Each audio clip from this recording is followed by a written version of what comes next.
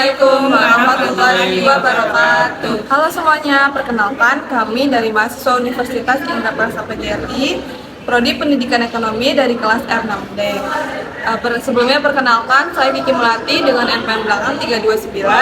Perkenalkan, nama saya Indayu, NPM belakang 370. Perkenalkan, nama saya William B. Maulana dengan NPM belakang 353. Kami dari kelompok 4 ingin membuat sebuah video yang menarik yang dapat menambah wawasan kita semua mengenai tes uraian. Selamat menyaksikan teman-teman.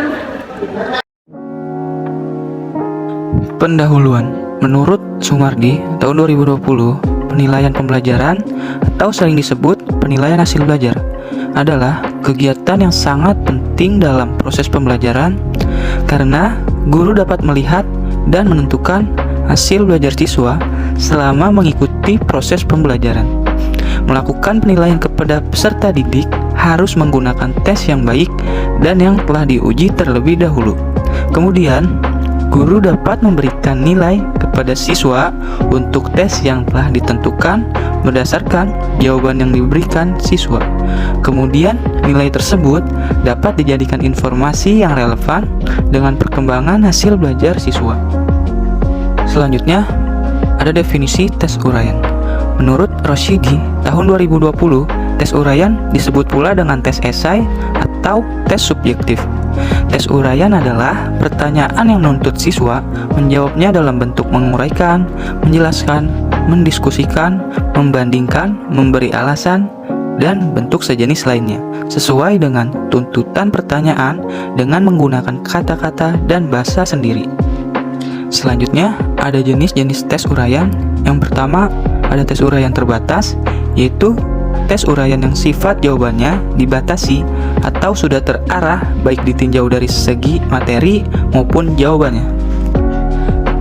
Selanjutnya, ada tes uraian bebas, yaitu bentuk tes uraian yang menghendaki jawaban yang terurai atau jawaban panjang.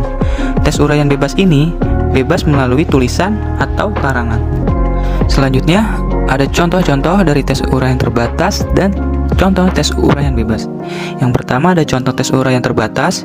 Yang pertama, jelaskan konsep inflasi beserta dampaknya terhadap perekonomian suatu negara.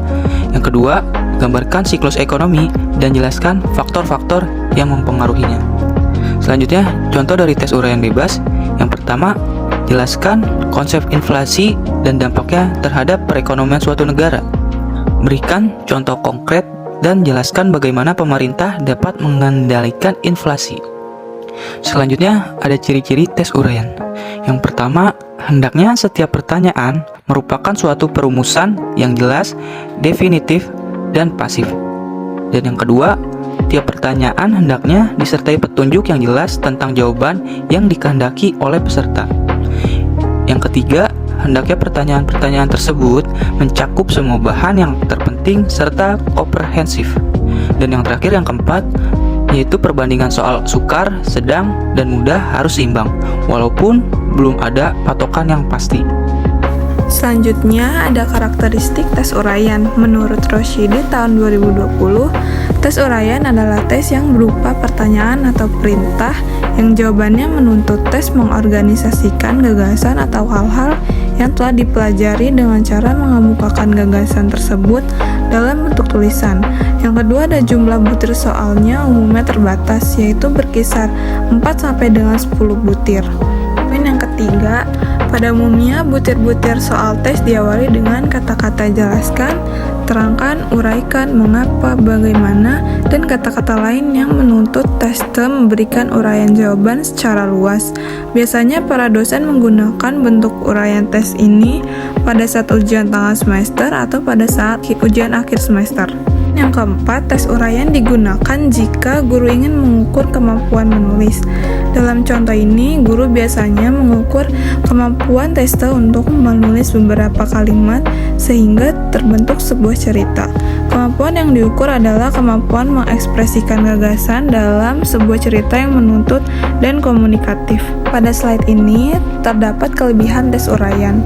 Menurut Ismail Ilyas Muhammad pada tahun 2020, tes uraian ini memiliki beberapa kelebihan. Yang pertama, bentuk tes ini sangat cocok untuk mengukur atau menilai hasil dari suatu proses belajar yang kompleks yang sukar diukur dengan menggunakan tes objektif.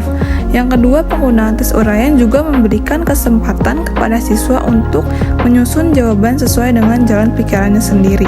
Hal ini sangat penting karena melatih siswa agar jalan pikirannya bisa teratur.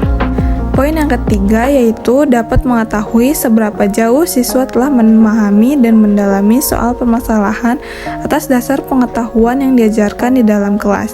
Yang keempat, dapat mengukur kemampuan siswa dalam menjawab melalui kata dan bahasa mereka sendiri. Poin yang kelima yaitu dapat mendorong siswa untuk mempelajari, menyusun, merangkai, dan menyatakan pemikiran siswa tersebut. Selanjutnya, pada slide ini, tes uraian juga memiliki beberapa kelemahan, yaitu yang pertama, pemberian skor terhadap jawaban tes uraian kurang reliable. Dalam tes ini, digunakan secara luas untuk berbagai macam keperluan, yaitu digunakan sebagai ulangan harian, ulangan umum, ataupun ulangan kenaikan kelas. Hanya satu jawaban yang bisa diterima, dan tingkat kebenaran dari jawaban-jawaban tersebut sangatlah bervariasi.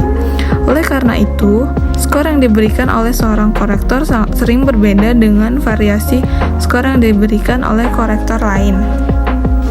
Poin yang kedua yaitu tes uraian menghendaki jawaban-jawaban yang relatif panjang. Oleh karena itu, waktu yang diperlukan untuk menulis jawaban terhadap satu soal juga cukup lama. Karena dalam satu periode, tes hanya dapat diberikan beberapa buah soal saja. Poin yang ketiga yaitu mengoreksi tes esai memerlukan waktu yang cukup lama, serta menghabiskan energi yang lebih banyak sebab setiap jawaban harus dibaca satu persatu secara teliti.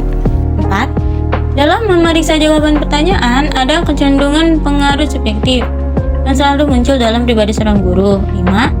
Bentuk pertanyaan yang memiliki arti jamak sering membuat kesulitan sehingga muncul unsur menerka dan jawaban dengan ragu-ragu. Tambah lagi, aspek mana yang ditekankan juga sulit dipastikan.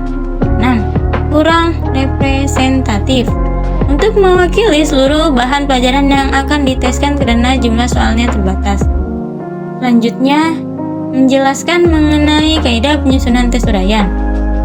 1. Soal harus sesuai dengan kompetensi dasar dan indikator yang terdapat pada kurikulum. Artinya, soal uraian harus menanyakan perilaku dan materi yang hendak diukur sesuai dengan tuntutan kompetensi dasar dan indikator. 2. Ruang lingkup berupa batasan pertanyaan dan jawaban harus jelas dan tegas. 3. Rumusan pertanyaan dan pernyataan harus menggunakan kata tanya atau kata perintah yang menuntut jawaban terurai, seperti bandingkan, memberikan alasan, jelaskan mengapa, uraikan, tafsirkan, dan semacamnya yang mendaki jawaban terurai. Baik, jadi kesimpulannya, tes uraian adalah pertanyaan yang menuntut siswa menjawabnya dalam bentuk menguraikan, menjelaskan, mendiskusikan, membandingkan, memberi alasan, dan bentuk sejenis lainnya, sesuai dengan tuntutan pertanyaan dengan menggunakan kata-kata dan bahasa sendiri. Tes uraian dapat juga disebut sebagai tes dengan menggunakan pertanyaan terbuka, di mana dalam tes tersebut, siswa diharuskan menjawab sesuai kemampuan yang dimiliki oleh para peserta didik. Dan jika dilihat dari aspek jawaban yang diberikan peserta didik, tes uraian dapat dibedakan menjadi dua macam, yaitu tes uraian terbatas dan tes uraian bebas. Baik, demikian penjelasan dari kelompok 4 mengenai topik tes uraian. Terima kasih banyak atas perhatian teman-teman. Semoga apa yang kami sampaikan bisa menambah ilmu teman-teman. Jika masih ada yang kurang atau jelas atau ada yang ingin ditanyakan, silahkan tulis di kolom komentar ya. Wassalamualaikum warahmatullahi wabarakatuh.